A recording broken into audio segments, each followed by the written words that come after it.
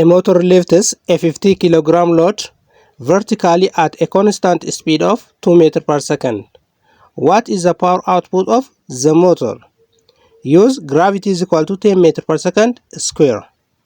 A 100 watts, B 500 watts, C 1000 watts, D 2500 watts. Motorri wanta hangi isaa kiloogiraama 50 ta'e saffisa dhaabbataa ta'een 2 meetira per second squarein gara oliitti ol fuudhe. Aangoo motora kanaa meeqa? Guula 10 meetira per second square fayyadame. A waatii 100, B waatii 500, C waatii 1000, D waatii 2500. Kennama hangi kiloogiraama 50, saffisni meetira per second 2, guulli 10 meetira per second square dha jechuudha. Barbaadamaan aangoodha. Hima kana furuudhaaf hiikaa power irraa kaana. Power is equal to work done over time. Aangoon dalagaa irra yeroodha jechuudha. Dalagaa irra yeroo itti fudhateedha jechuudha.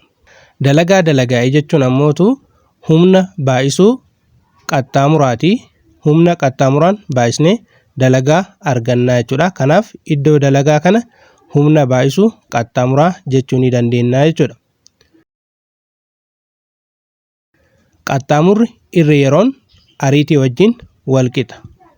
Kanaaf qaxxaamurri irra yeroon saffisa wajjin wal qixa jechuudha. Powering maal ta'a jechuudha? Power is equal to force times velocity ta'a jechuudha.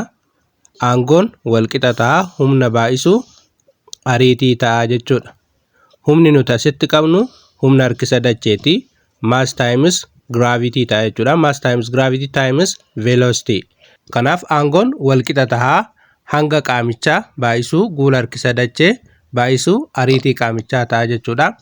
Hangi qaamichaa kiloogiraama 50 baay'isuu guulli harkisa dachee 10 meetira per second square dha. Baay'isuu ariitiin 2 meetira per second ta'a jechuudha. Inni kun si'a waliin baay'atu 1000 ta'a jechuudha. 1000 waatii ta'a jechuudha.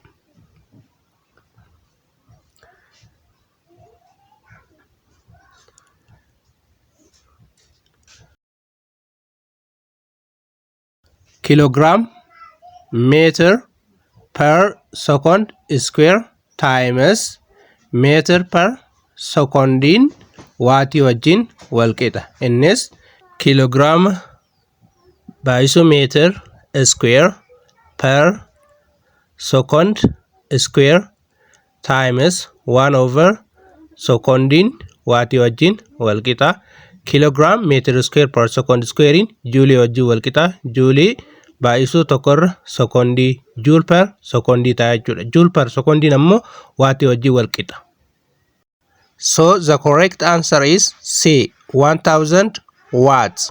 Kanaaf deebiin C ta'a jechuudha. Waatii 1000 ta'a jechuudha.